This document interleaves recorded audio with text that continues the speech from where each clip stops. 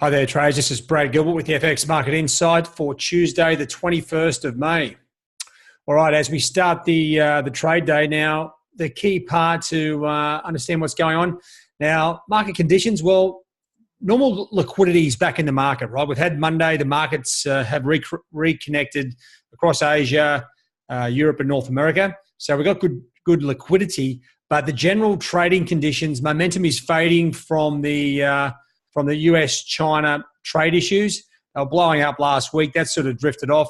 And Brexit, well, there's a little bit more negative, sort of still sort of news, I guess, or just leftover hangover of the Brexit and potential impact of Theresa May stepping down as the PM. So they're the two things that are sort of uncertain, and sort of momentum is fading as general comments drift off. So the technical outlook, well, today, okay, sterling, yeah, it's still drifting lower, but there's no sort of main aim. It's the geopolitical issue which is driving it. So that's pretty hard to work out what's going on. But the two Antipodeans, the Aussie and Kiwi, still following the fundamental direction that the central banks have set. So technically, both moving lower, and that negative US-China situation feeding into that. Now, as we come into the upcoming events for today, we have a couple of key numbers to look at.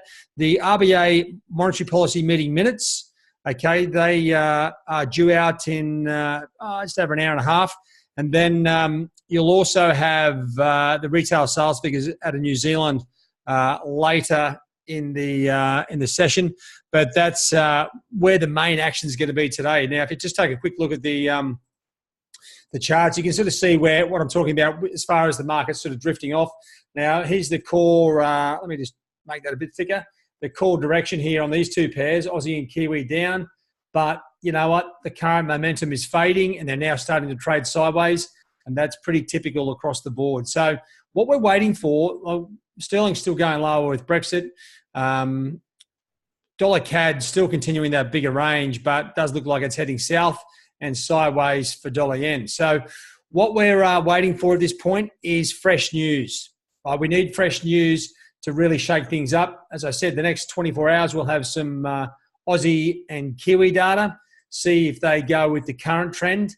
If the data goes against the current trend, then I think what we might see is a little spike to the top side before they go back into that trend again. So that's what you've got to look forward to with the numbers. And if you're not sure about how the fundamentals impact, you're going to miss that completely.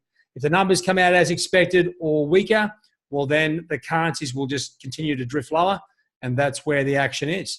Okay, so there's not too much more to it. You can tell here by dollar yen that the US-China situation, all the recent news is factored in. Markets are comfortable with it now, and if anything, the safe haven trade slightly over. Well, it's not completely over, but you know, traders are squaring up their safe haven trades, and that's where we've got. Euro probably waiting for the FOMC minutes and also the European parliamentary elections later in the week, and Brexit to continue to impact sterling. Retail sales in Canada on Wednesday. Up until then, oil is sort of still moving, well, rattling a little bit. It's putting downward pressure on dollar CAD, that's for sure. All right, guys, that's the FX Market Insight for today. If you have any questions, jump in the 247 trade zone. Have a good trade day. Cheerio.